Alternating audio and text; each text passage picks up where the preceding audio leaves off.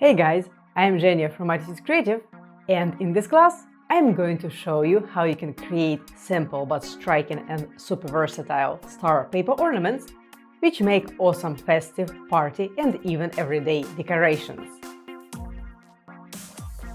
You can easily create these three-dimensional star shapes in different sizes and use them as hanging decorations around your interior, as Christmas tree ornaments or tree toppers, or put a few of them into garlands.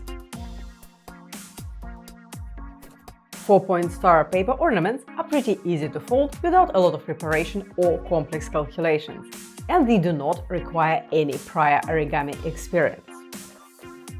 And all you'll need to create them are a few common tools and materials and some beautiful paper.